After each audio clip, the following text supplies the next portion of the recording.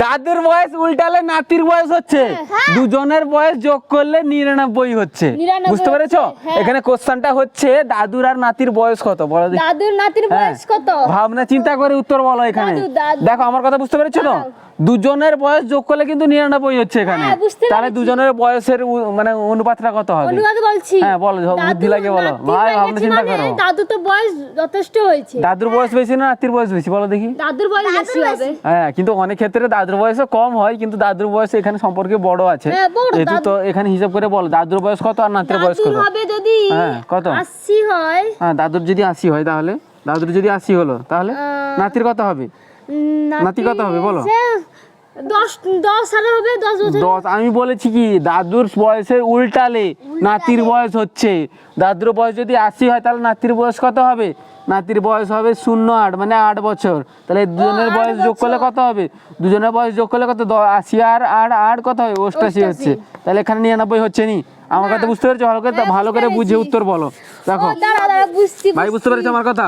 দাদুর বয়স উল্টালে নাতির বয়স হচ্ছে, দুজনের বয়স যোগ করলে 99 হচ্ছে। গাইস তোমরা যদি পারবে একটু কমেন্ট করে জানাও এখানে দাদুর আর নাতির বয়স কত হবে। হ্যাঁ পারবে যদি বলো, ঝটপট বলো। এখানে আমি তোমাকে বলে দিচ্ছি, দেখো একটা ক্লু দিয়ে দিচ্ছি। ভাই পারবে না? দেখো আমি ক্লু দিয়ে দিচ্ছি, এখানে অনেক রকমের উত্তর আছে, মানে 3-4টা উত্তর আছে।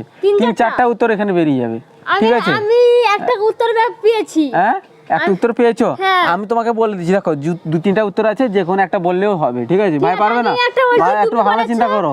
হ্যাঁ শোনো, তুমি বলছো উল্টে দিতে। হ্যাঁ আমি বলেছি কি দাদুর বয়সের সাথে নাতির বয়সের তাহলে সম্পর্ক আছে, দাদুর বয়স উল্টাতে হবে। 90। হ্যাঁ দাদুর বয়স 90। দাদুর বয়স উল্টালে নাতির বয়স হচ্ছে। দাদুর বয়স 90। দাদুর বয়সটাকে কিন্তু উল্টাতে হবে, আমি বলে দিয়েছি। 90। কি রকম হবে তুমি বলছো এখানে? তুমি 90 লিখো। 90 ধরে লিখলাম, হ্যাঁ। ঠিক আছে। হ্যাঁ দিয়ে তারপরে উল্লে 9 করো, নাতির বয়স 9। নাতির বয়স উল্টে দিবে আর কি।